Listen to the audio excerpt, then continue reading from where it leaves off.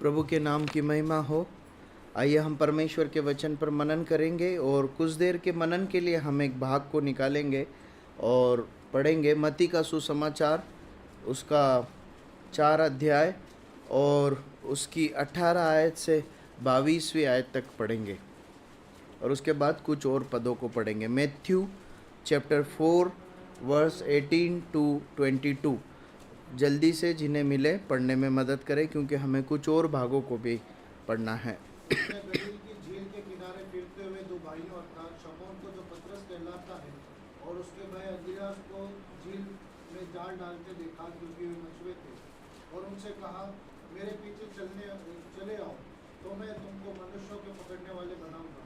वे तुरंत जालों को छोड़कर उनके पीछे हो लिए और वहां से आगे बढ़कर उसने और दो भाइयों अर्थात जब्दी के पुत्र याकूब और उसके भाई यूहन्ना को अपने पिता जब्दी के साथ नाव पर अपने जालों को सुधारते देखा और उन्हें भी बुलाया। वे तुरंत नाव और अपने पिता को छोड़कर उसके पीछे हो लिए। अब इसका 9 अध्याय और 9 और 10 आयत पढ़िए। चैप्टर 9 वर्स 9 और 10।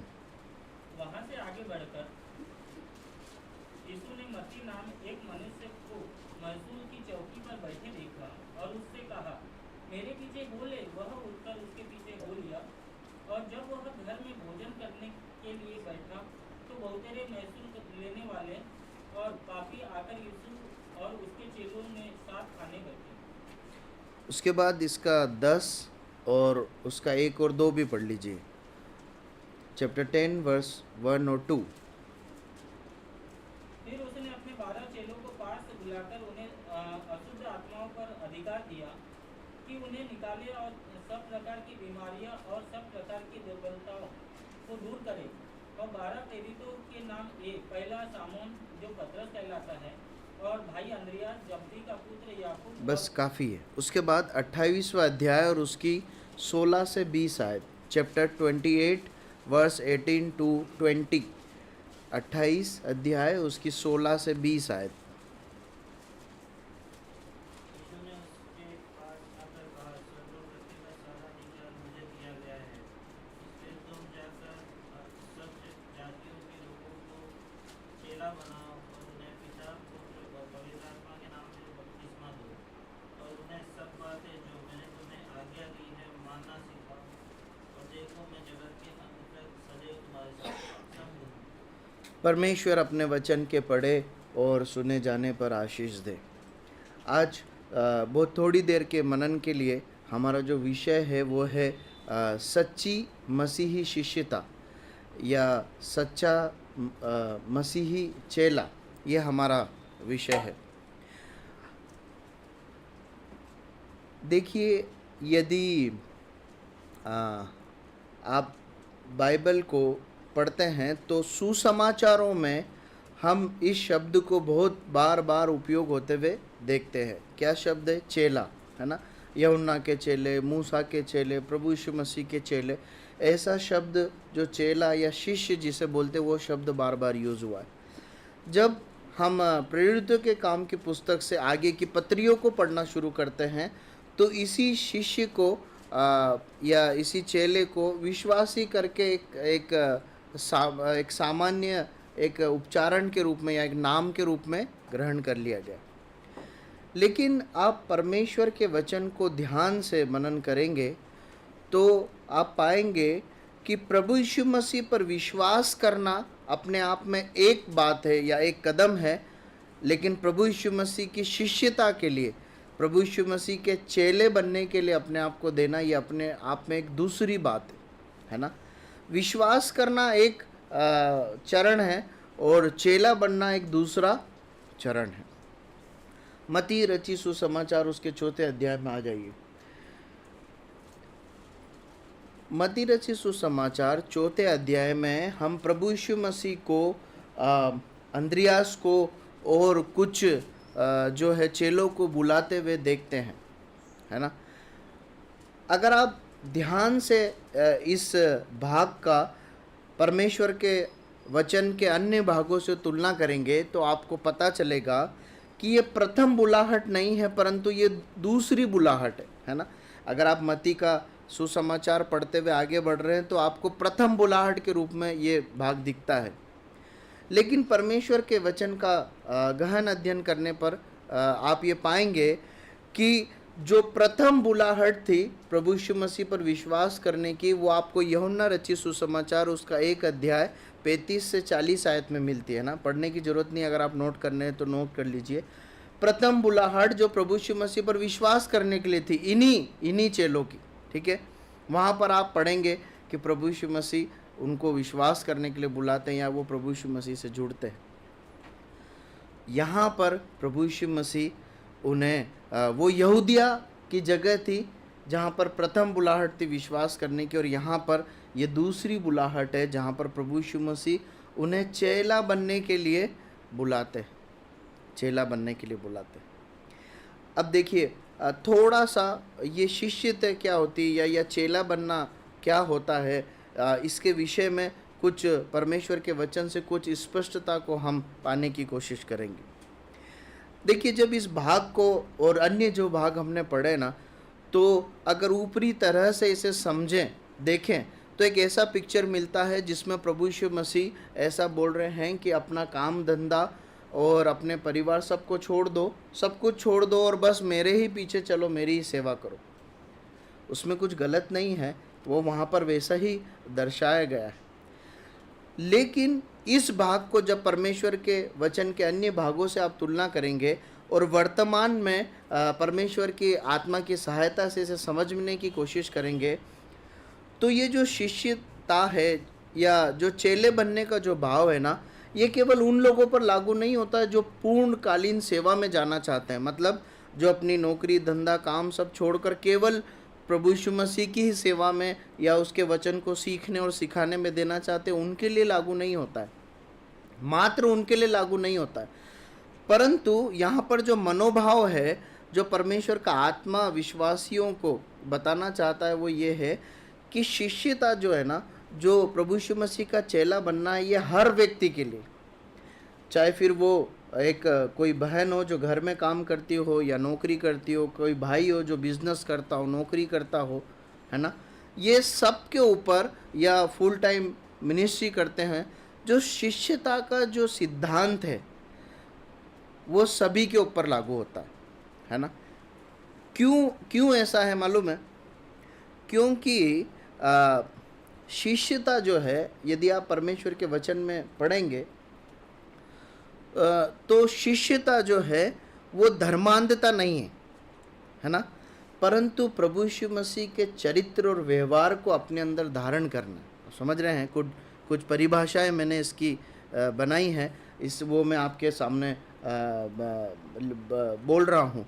शिष्यता धर्मांधता नहीं है ना। हम पौलुस को एक समय धर्म के पीछे अंधेपन में देखते हैं और उस अंधेपन में वो लोगों को मार रहा है, काट रहा है, और वो क्या सोच रहा है, मैं अपने धर्म का पालन कर रहा हूँ।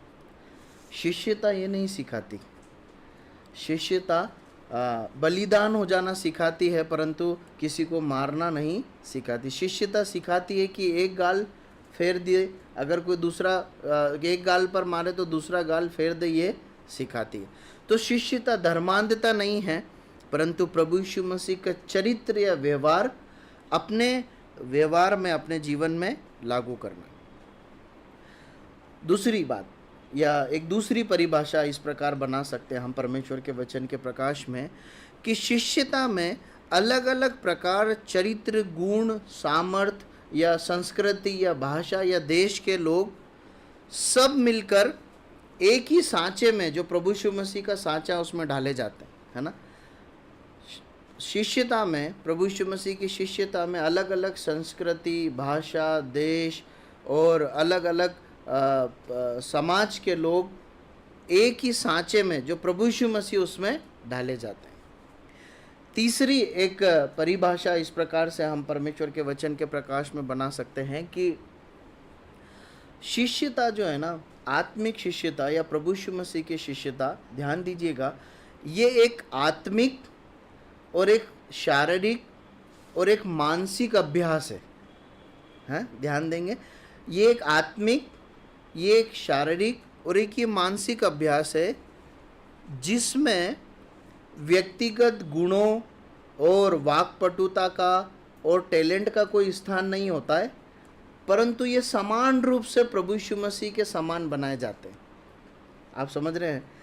शिष्यता एक ऐसा अभ्यास है, मानसिक, शारीरिक और आत्मिक अभ्यास है, प्रैक्टिस है, ठीक है, अपने आप को ट्रेन करना है, जिसमें व्यक्तिगत गुणों का, व्यक्तिगत वाक्पटुता मतलब जो अपने बातों से लोगों को प्रभावित कर देते हैं या जो वाद विवाद में विजयी होते हैं, वो वाक्पटुता उसे बोला जाता है। उसका कोई स्थान नहीं होता है, गुणों का कोई स्थान नहीं होता है, और न ही कुछ व्यक्तिगत उपलब्धियों का स्थान होता है।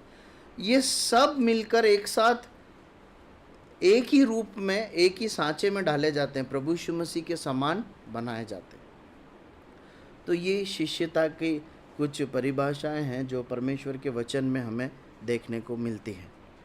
प्रभु इन्हें समझने के लिए सहायता करें। मुझे ऐसा लगता है कि अब आपको ये भेद समझ में आया होगा कि प्रभु यीशु मसीह पर विश्वास करना मतलब प्रभु यीशु मसीह पर ये भरोसा रखना कि ये मेरे पापों से मुझे क्षमा दे सकते हैं, देते हैं, इसलिए मैं अपने पापों की क्षमा मांगकर अपना जीवन इन्हें देता हूँ और इनसे नया जीवन या उद्धार और मोक्ष मांगता हूँ। ये एक विश्वास है।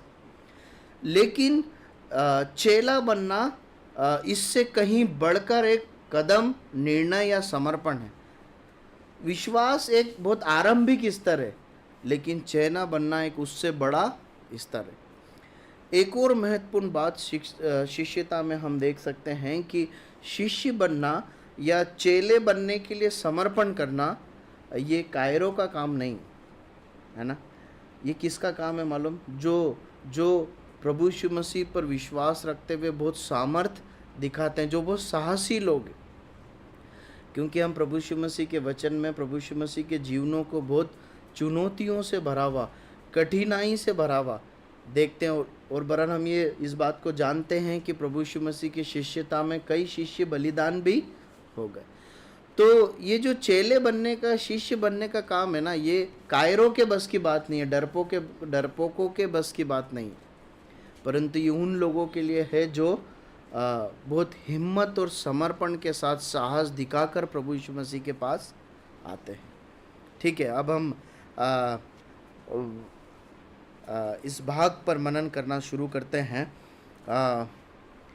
पहला कुरिन्थियों उसका 1 अध्याय और उसकी 26 और 27वीं आयत पढ़ लीजिए।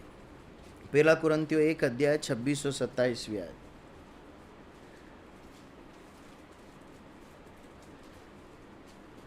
भाइयों, अपने बुलाए जाने को तो सोचो कि न शरीर के अनुसार वह बहुत ज्ञानवान और न बहुत सामर्थी और न बहुत कुलीन बुलाए गए, परंतु परमेश्वर ने जगत के मूर्खों को चुन लिया कि ज्ञानवानों को लज्जित करे, और परमेश्वर ने जगत के निर्बलों को चुन लिया कि बलवानों को लज्जित करे। अब मत्ती 4 का 18 पढ़िए।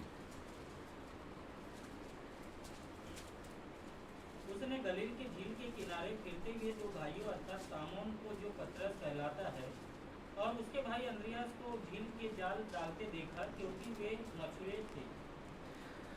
इन दोनों आयतों को जब आप मिलाएंगे ना, तो एक सत्य जो हमें समझ में आता है वो ये है कि परमेश्वर हर व्यक्ति को या हर विश्वासी के जीवन को निहारते हैं, देखते हैं, अवलोकन करते हैं, है ना।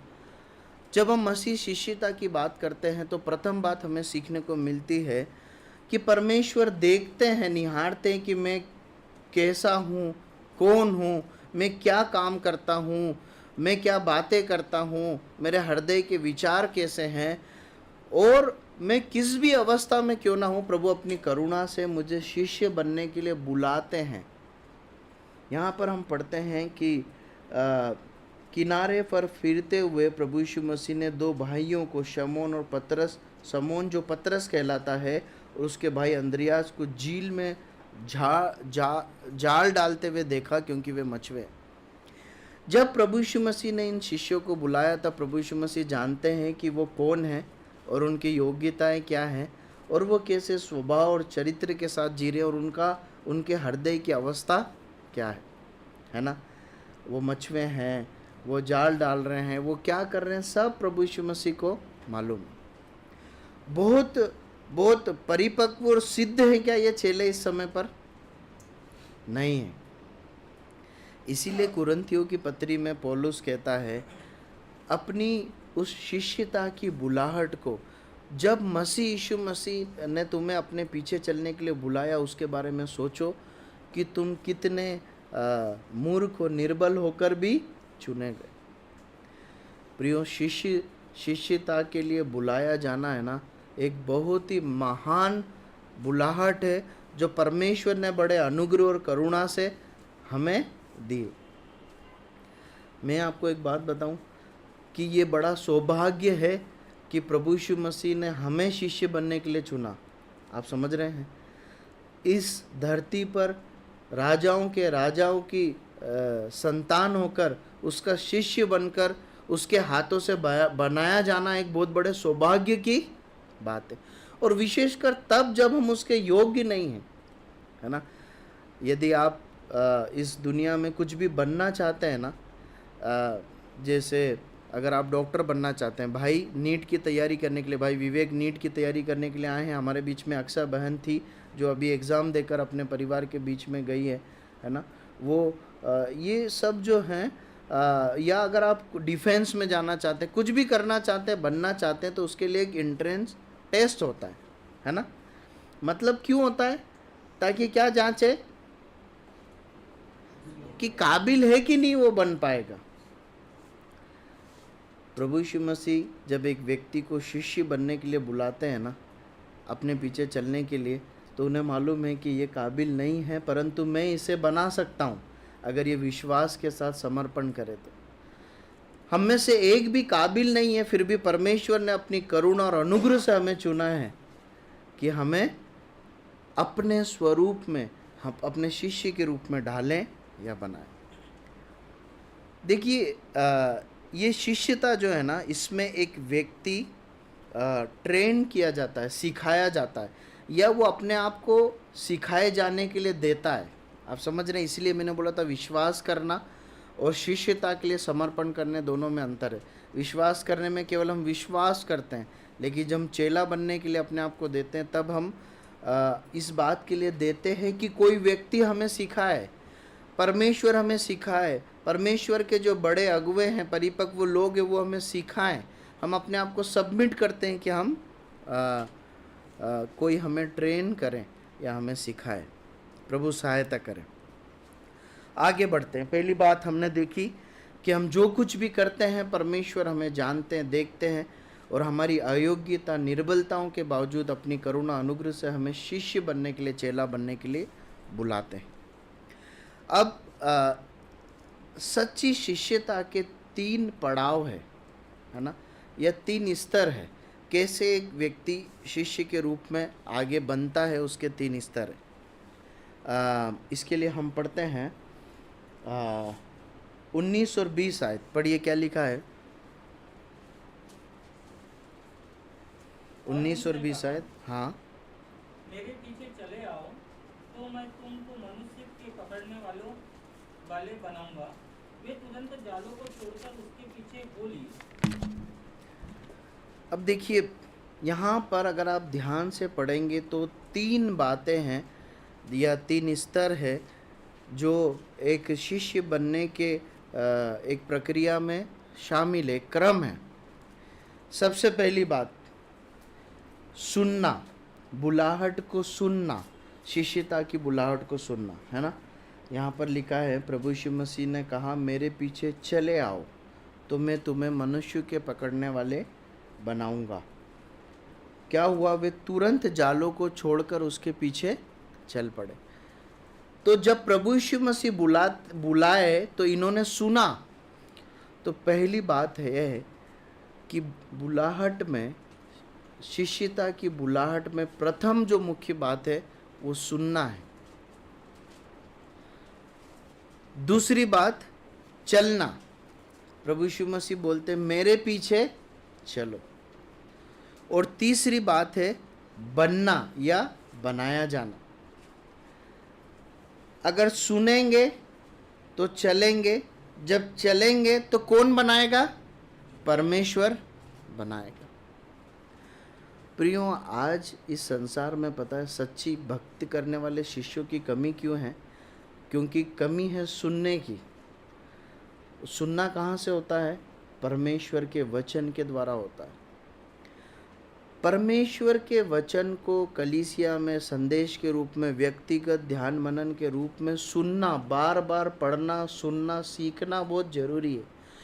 क्योंकि यही एक आरंभिक एक अनिवार्य बात है जो प्रभु यीशु मसीह के पीछे चलने के लिए हमें प्रेरित करती है, हमारे अंदर की मनोदशा को बदलती है। सुनेंगे तो चलेंगे, और चलेंगे तो क्या होगा? बनेंगे।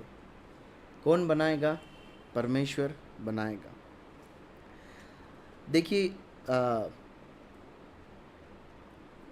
सब लोग समान रूप से परमेश्वर द्वारा शिष्य बनने के लिए या चेला बनने के लिए ट्रेन किए जाते हैं। परमेश्वर उन्हें ट्रेन करते हैं, परंतु हर शिष्य को परमेश्वर अलग अलग एक सेवा में, अलग एक रूप में तैयार करते हैं।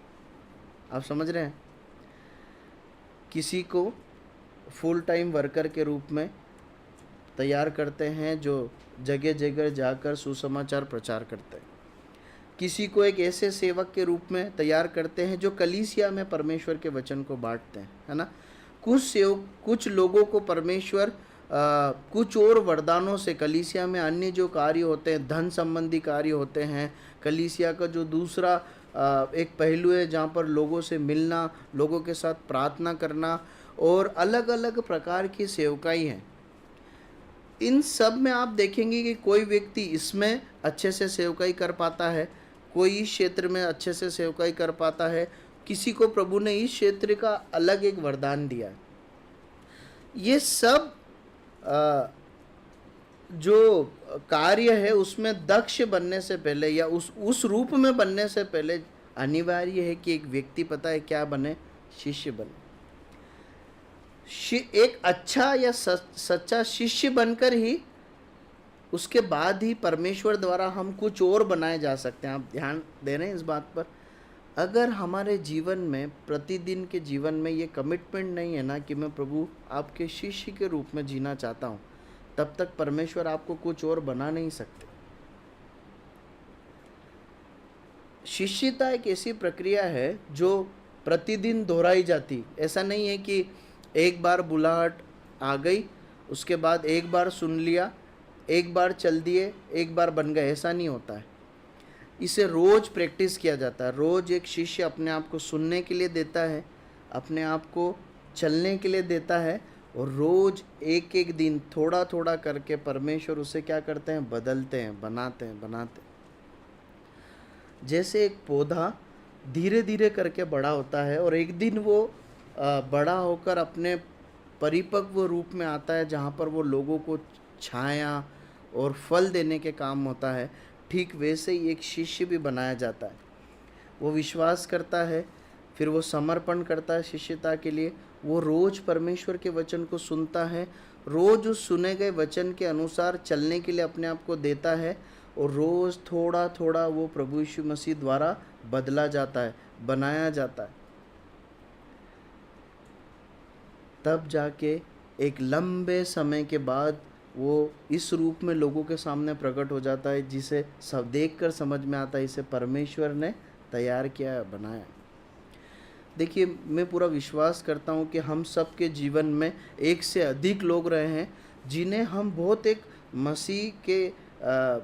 मसीह के समान, बहुत एक परिपक्व अगुवे या एक परिपक्व एक व्यक्ति के रूप में देखते हैं, जो न केवल हमारे जीवन में पर दूसरे के जीवन में भी आशीष का कारण है। क्या अचानक ऐसा हो गया? नहीं। अगर आप उनके जीवन में पूछेंगे तो या उनको जानेंगे तो आपको पता चलेगा सालों पहले उन्होंने भी अपने मसीह जीवन की शुरुआत की, फिर उन्होंने शिष्यता के लिए अपने आप को दिया।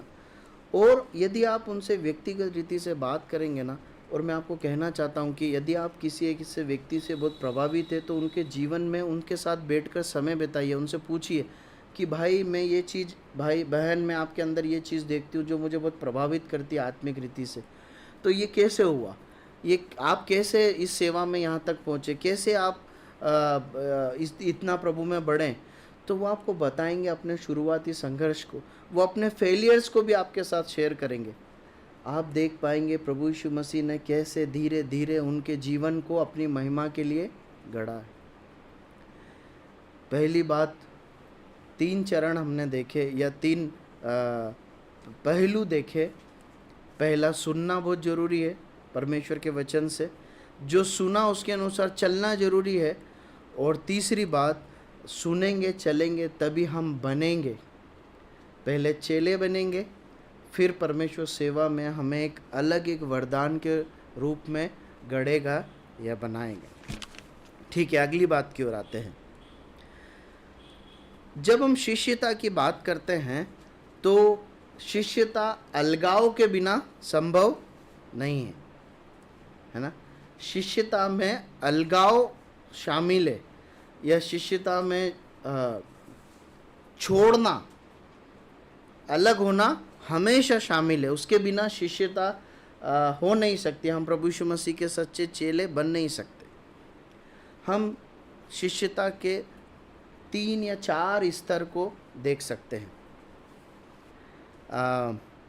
हम यहाँ पर पढ़ते हैं, एक बार फिर पढ़ लीजिए, 20 और 20 से 22वीं आयत को पढ़ लीजिए। वे तुरंत जालों को छोड़कर उसके पीछे हो लिए, और वहां से आगे बढ़कर उसने और 2 भाई अर्थात जब्दी के पुत्र याकूब और उसके भाई यूहन्ना को अपने पिता जब्दी के साथ नाव पर अपने जालों को सुधारने देखा और उन्हें भी बुलाया। वे तुरंत नाव और अपने पिता को छोड़कर उसके पीछे हो लिए।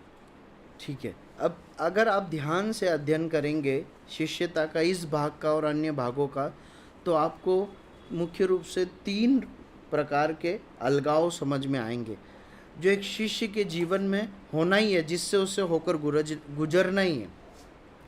पहली बात, सांसारिक अलगाव या सांसारिक बातों से अलगाव। ठीक है, कैसे बोल सकते हैं, यहाँ पर सबसे पहले शिष्यों ने कुछ छोड़ा। क्या छोड़ा? क्या छोड़ा? अपने कार्य को छोड़ दिया, अपनी नाव को छोड़ दिया। देखिए पढ़िए यूहन्ना रचित सुसमाचार उसका 17 अध्याय 14 और 16 है। जल्दी से पढ़ें, यूहन्ना 17, 14, 16। मैंने तेरा वचन उन्हें पहुंचा दिया और संसार ने उसमें बैर किया, और क्योंकि जैसा मैं संसार का नहीं वैसे ही वे भी संसार के नहीं। वो 14, 15 और 16। मैं यह विनती नहीं करता कि तू उन्हें जगत से उठा ले, परंतु यह कि तू उन्हें उस दुष्ट से बचाए रख। जैसे मैं संसार का नहीं वैसे ही वे भी संसार के नहीं। ठीक है, अब देखिए यहाँ परमेश्वर का वचन स्पष्ट बताता है एक शिष्य संसार का नहीं है ना। ऐसा नहीं लिखा है कि वो संसार के लिए नहीं है। प्रियो, हम इस धरती पर संसार के लिए, मतलब संसार में जो लोग हैं उनकी सेवा के लिए, उनके उद्धार के लिए, परमेश्वर के राज्य की स्थापना के लिए रखे गए, पर हम संसार के नहीं हैं, है ना। तो पहला जो मुख्य रूप से एक अलगाव एक व्यक्ति के जीवन में आता है या अनिवार्य रूप से उससे गुजरना है, संसार को छोड़ना। अब संसार को छोड़ना मतलब क्या है? यहाँ पर लिखा है काम झील को, उन्होंने जाल को और नाव को छोड़ दिया, तो उनके पास उस समय वो बुलाहट थी इसलिए उन्होंने वो छोड़ा। पर एक विश्वासी के रूप में जब वो चेले बनने के लिए जी रहा है, तो संसार को छोड़ना मतलब क्या है? इस संसार से जो भी बुराई, गंदी आदत या कुछ ऐसी विधियाँ या नियम जिसे हम सांसारिक तौर पर मानते आए हैं, कोई ऐसा समूह है, कुछ ऐसी आदतें हैं, कुछ ऐसी प्रैक्टिसें हैं जिसे हम सांसारिक रीति से अभी तक मानते आए हैं, उसे प्रथम रूप से हमें छोड़ना हो। आपको मालूम है जब इब्राहिम बुलाया गया परमेश्वर के पीछे चलने के लिए, वो एक अन्य जाति था, और परमेश्वर के जो है विद्वान लोग बताते हैं कि वो जो है मूर्ति बनाकर, वो हम नहीं जानते उस समय किसकी वो मूर्ति बनाते थे, लेकिन वो एक मूर्ति बनाकर उनका वो बिजनेस था और वो पूजा किया करते थे। परमेश्वर का वचन बताता है अगर शिष्यता में चलना है तो संसार से बाहर आना होगा। इसका मतलब संसार के लोगों से घृणा नहीं, परंतु परमेश्वर के वचन में संसारिक जो विधियां या कुछ गंदी आदत या संसारिक लोग जैसे जीते हैं, जैसे प्रैक्टिस करते हैं, जैसे अपने समय को बिताते हैं, उन सब बातों से बाहर आकर अपने आप को अलग एक अवस्था में लेकर आना है। दूसरा अलगाव हम देखते हैं, आर्थिक अलगाव आता है ना। संसारिक अलगाव है, आर्थिक अलगाव है। उन्होंने अपना बिजनेस छोड़ दिया है ना, नावों को भी छोड़ दिया। लूका रचित सुसमाचार 16 उसकी 13 आयत पढ़िए जल्दी से। लूका 16 उसकी 13। कोई दास दो स्वामियों की सेवा नहीं कर सकता, क्योंकि वह तो एक से बैर और दूसरे से प्रेम रखेगा, या एक से मिला रहेगा और दूसरे को तुच्छ जानेगा। तुम परमेश्वर और धन दोनों की सेवा नहीं कर सकते। देखिए यहाँ पर परमेश्वर का वचन एक सिद्धांत को हमारे सामने रखता है कि एक व्यक्ति या तो धन के पीछे भाग सकता है या मेरे पीछे चल सकता है। देखिए इसका कदापि ये अर्थ नहीं है कि हमें काम धंधा छोड़ देना चाहिए या हमें जो है हमारी आवश्यकता की पूर्ति के लिए परिश्रम नहीं करना है, पढ़ाई में या कार्य में परिश्रम नहीं करना, लापरवाह होना, ये सिद्धांत नहीं है। यहाँ पर सिद्धांत ये है कि अगर मुझे चुनने का समय आए तो मैं किसको चुनूंगा, धन को या परमेश्वर को।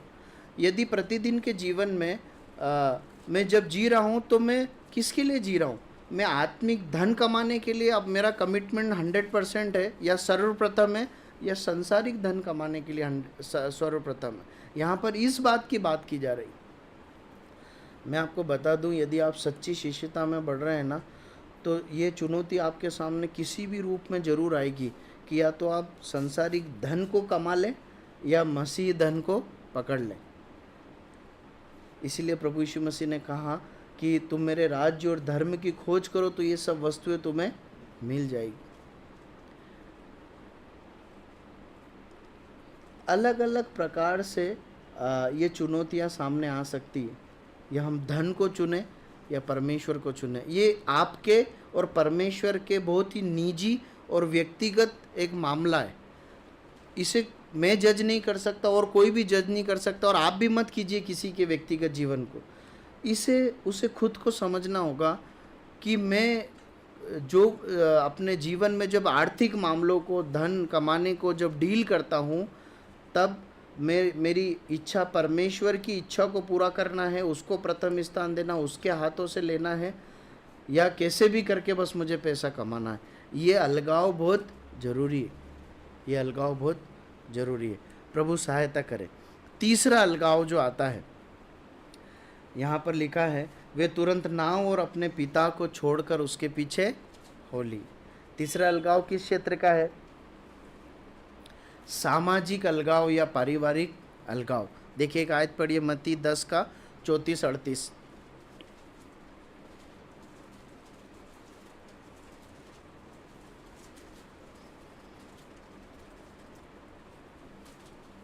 यह न समझो कि मैं पृथ्वी पर विलाप करने आया हूँ। मैं विलाप कराने को नहीं पर तलवार चलवाने मिलाप। यह न समझो कि मैं पृथ्वी पर मिलाप कराने आया हूँ। मिलाप कराने आया हूँ। मैं मिलाप कराने को नहीं पर तलवार चलाने आया हूँ। मैं तो आया हूँ कि मनुष्य को उसके पिता से और बेटी को उसकी माँ से और बहू को उसकी सास से अलग कर दूँ।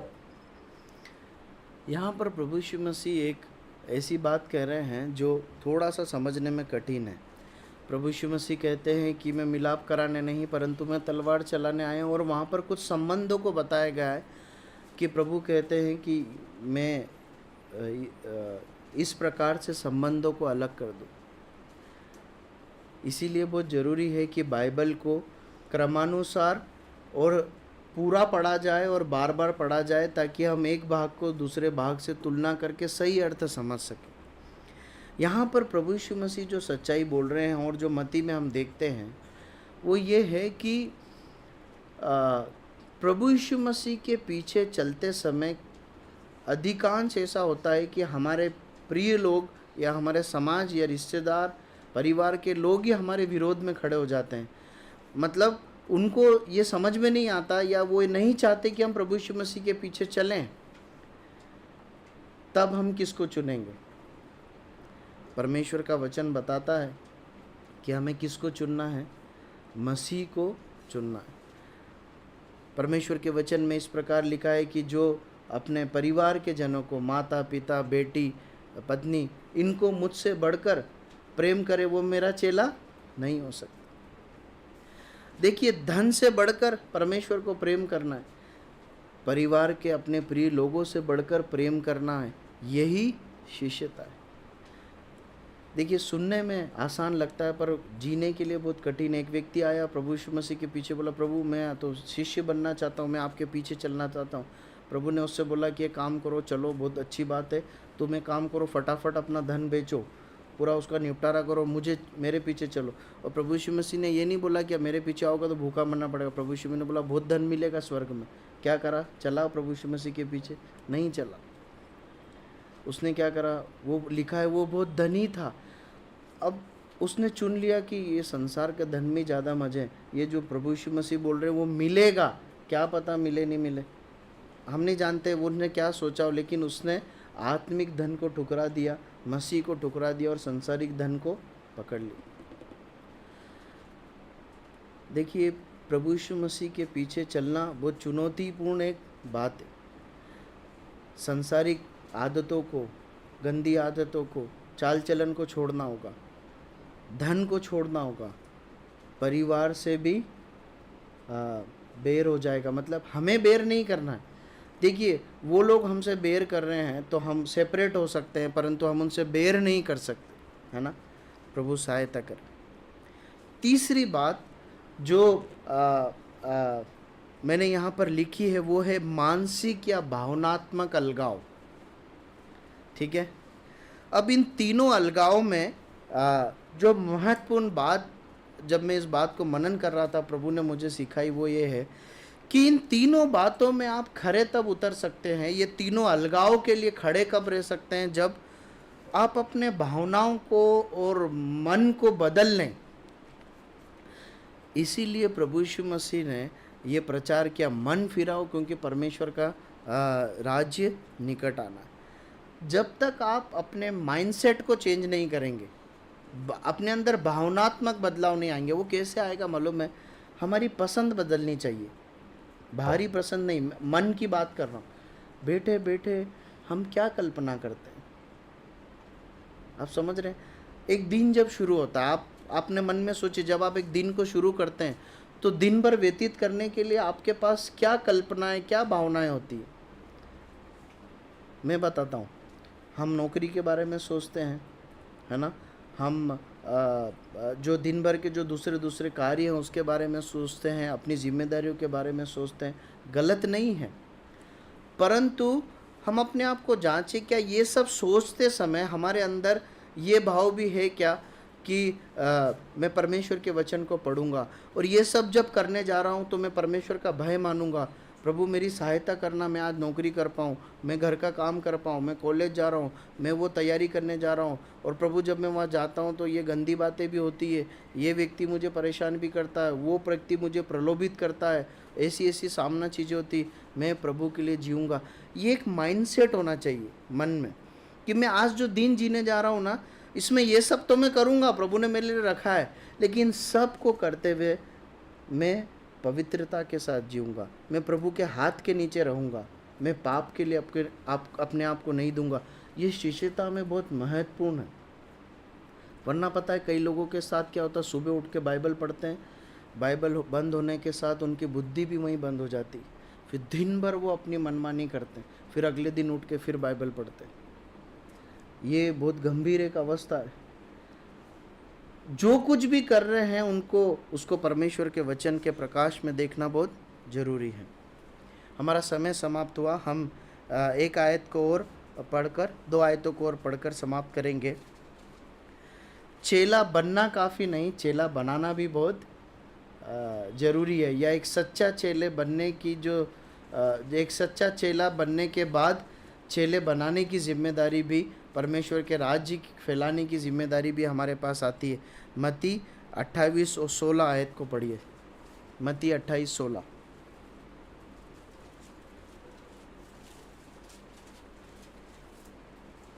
क्या लिखा है?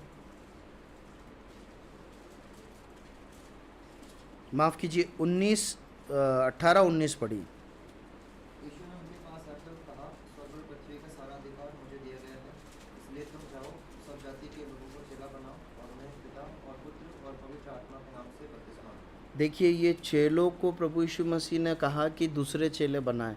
जब तक हम एक सच्चे चेले नहीं बनेंगे, तब तक हम दूसरों को चेला नहीं बना पाएंगे। जब तक हम सीखते रहेंगे और गिरते रहेंगे, तब तक हमसे दूसरों को लाभ नहीं पहुंचेगा। जब हम सीख कर, गिर कर, उठ कर फिर परिपक्वता में बढ़ेंगे, तब हम दूसरे चेलों को बना सकते हैं। अंतिम आयत पढ़कर समाप्त करेंगे। 28 की 16 पढ़ लीजिए। 11 चेले गलील में उस पहाड़ पर गए जिसे यीशु ने उन्हें बताया था। बस काफ़ी है। कितने चेले हैं? 11 है। और 10 के एक में कितने चेले थे? कितने चेले थे? 12, है ना। 10वें अध्याय से 28वें आते तक एक चेला गायब हो गया, खत्म हो गया, कम हो गया। यह आयत हमें बताती है कि चेला बनने के लिए शुरुआत करना अलग बात है, और चेला बनकर जी कर मर जाना दूसरी बात है। चेला बनने के लिए शुरू करना इस बात की गारंटी नहीं है कि चेला बनकर ही अंत हो जाएगा। 12 चेले थे, लेकिन एक चेला खत्म हो गया। यहूदा इस्करियोती ने क्या करा?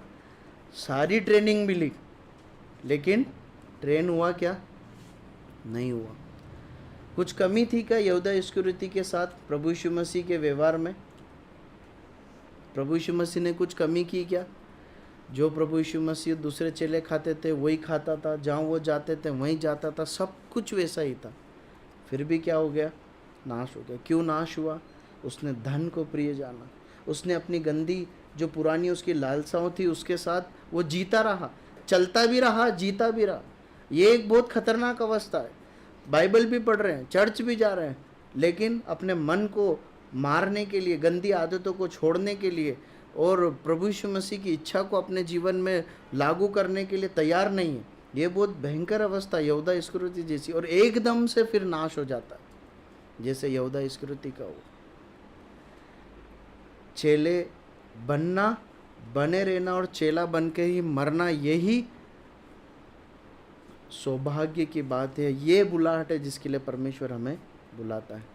परमेश्वर अपने वचन के पढ़े और सुने जाने पर आशीष दे और इसके अनुसार करने के लिए हमारी मदद करे। प्रभु के नाम की महिमा हो। कोई भी